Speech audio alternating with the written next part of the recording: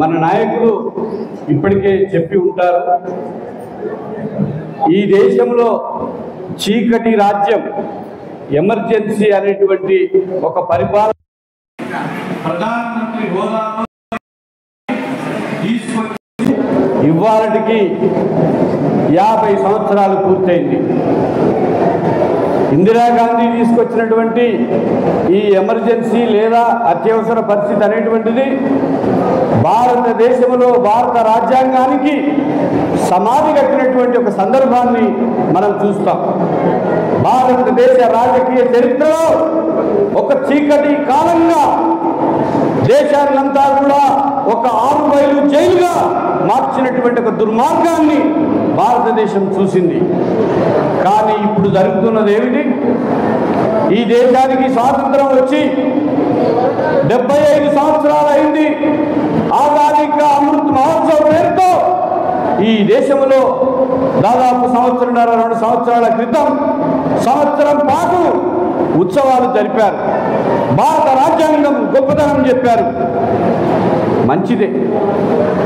భారత రాజ్యాంగాన్ని మన పార్టీ సిపిఐఎంఎల్ న్యూ డెమోక్రసీ లేదా మార్క్సిజం లెనినిజం మావ ఆలోచన విధానం ప్రాపంచిక దృక్పథంగా కలిగినటువంటి కమ్యూనిస్టు విప్లవకారులు ఈ భారత రాజ్యాంగం పెట్టుబడిదారుల భూస్వాముల రక్షణ కోసమే ఉన్నది తప్ప ఈ దేశంలో ఉండేటువంటి కోట్ల మంది ప్రజలని ఉద్ధరించడం కోసం కాదు.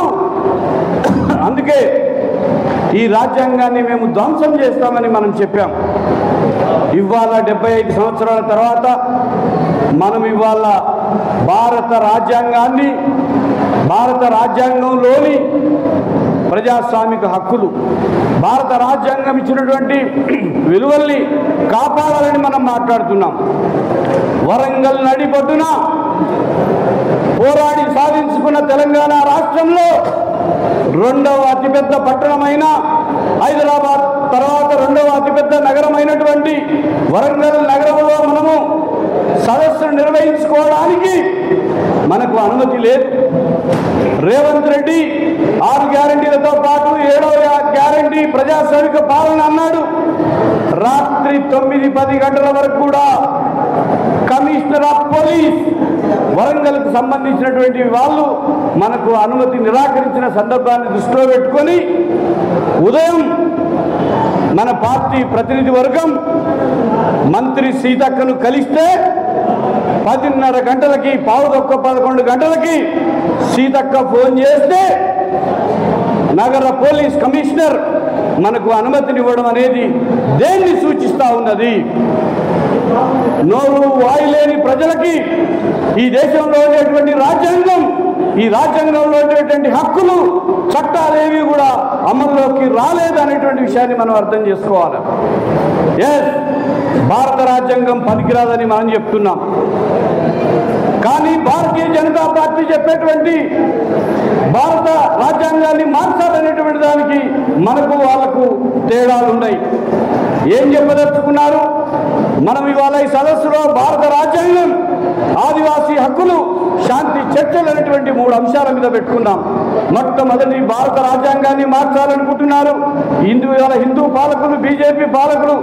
మనము చెప్పదలుచుకున్నది ఒకటే, భారతదేశం అనేటువంటిది ఒక దేశం కాదు. భారతదేశం అనేటువంటిది ఒక ఉపఖండం.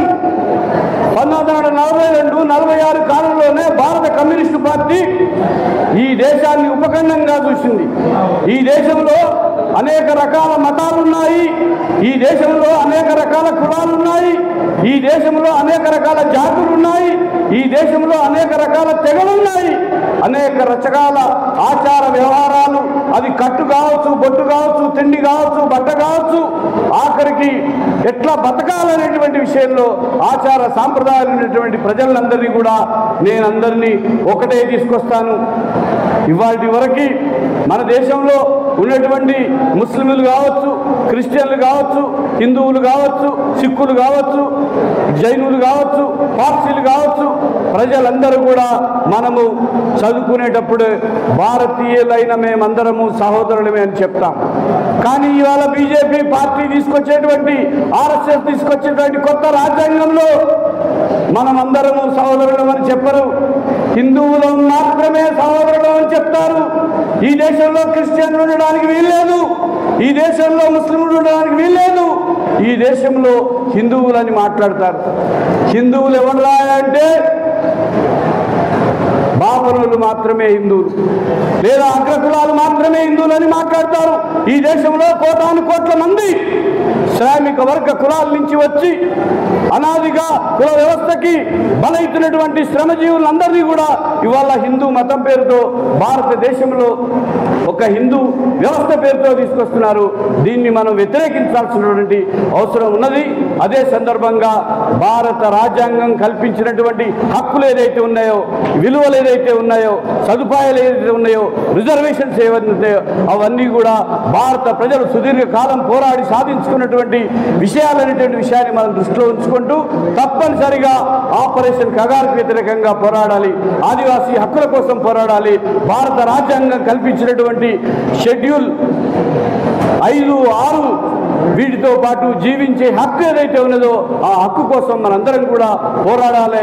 ఆ పోరాటంలో మన పార్టీ ముందుంటూ మొత్తం రాష్ట్రంలోని 10 పార్టీలే కాకుండా బీజేపీ ఏతర పక్షాలన్నింటినీ కూడా, అది కాంగ్రెస్ పార్టీ కావచ్చు, బీఆర్ఎస్ పార్టీ కావచ్చు, తెలంగాణ జనసమితి కావచ్చు, సిపిఐ కావచ్చు, సిపిఎం కావచ్చు, ఇతర కమ్యూనిస్టు విప్లవకారులు అనేక సంస్థల్ని కూడా ఏకం చేసి ఈ ఫ్యాసిస్ట్ బ్రాహ్మణికల్ సొసైటీని ఏదైతే హిందూ రాజ్యాన్ని భారతీయ జనతా పార్టీ మన మీద రుజువచ్చిందో దానికి వ్యతిరేకంగా మన పార్టీ గత 3-4 నెలలుగా ఇదే కార్యక్రమంగా గల్లీ నుంచి ఢిల్లీ వరకు ఒక ప్రోగ్రాంను చేస్తుందనేటువంటి దృష్టిలో ఉంచుకొని ఆ రకమైనటువంటి పోరాటాలకి మనం ఉండేటువంటి ప్రాంతంలో ప్రజల్ని సంసిద్ధం చేయాల్సిందిగా కోరుతూ నాకు ఈ అవకాశం ఇచ్చినటువంటి